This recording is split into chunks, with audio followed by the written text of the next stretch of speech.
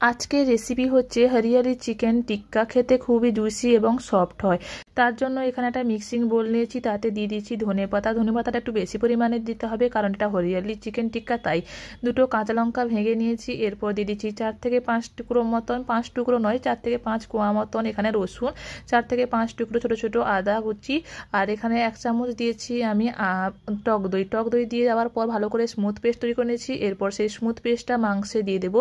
এখানে আমি boneless chicken ব্যবহার করেছি। তারপর স্বাদ মতো লবণ, গোলমরিচের গুঁড়ো, আর দিয়ে দিচ্ছি কসুরি মেথি। এরপর এটাকে ভালো করে মিক্স করে নিতে হবে, ভালো করে ম্যারিনেট করে নিতে হবে।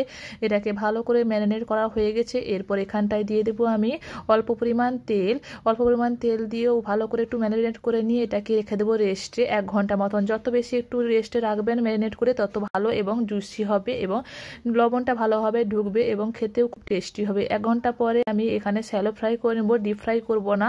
কাবাব ডিপ ফ্রাই করলে ভালো লাগবে না, সেটা পকোড়া হয়ে যাবে। তাই এখানটায় আমি শ্যালো ফ্রাই করে নেব। অল্প পরিমাণ তেল দিয়ে এটাকে শ্যালো ফ্রাই করে নিতে হবে। এক পাশে ভাজা হয়ে গেছে, এরকম উল্টে পাল্টে আমি ভেজে নিব। আর দেখুন কত সুন্দর কালার এসে গেছে আর ভালোভাবে সেদ্ধ হয়ে গেছে। লো ফ্লেমে এটাকে আস্তে আস্তে করে ভেজে নেবেন, হাই ফ্লেমে ভাজবেন না, তাহলে সেদ্ধ হবে না আর পুড়ে যাওয়ার সম্ভাবনা থাকবে। তাই লো ফ্লেমে একটু ধীরে ধীরে এটাকে ভেজে নেবেন। এইভাবে উল্টে পাল্টে ভেজে নিলে আমাদের তৈরি হয়ে যাবে এই হরিয়ালি চিকেন টিক্কা। খেতে খুবই সফট এবং জুসি হয়েছে। আমি আপনাদেরকে ভেঙে দেখিয়ে দিচ্ছি কতটা সফট এবং জুসি হয়েছে আর ভালো করে সেদ্ধও হয়ে গেছে। ভিডিওটি যদি ভালো লাগে আপনারা অবশ্যই লাইক শেয়ার করে দেবেন, আর আমার চ্যানেলে প্রথমবার থাকলে সাবস্ক্রাইব করবেন। Thank you.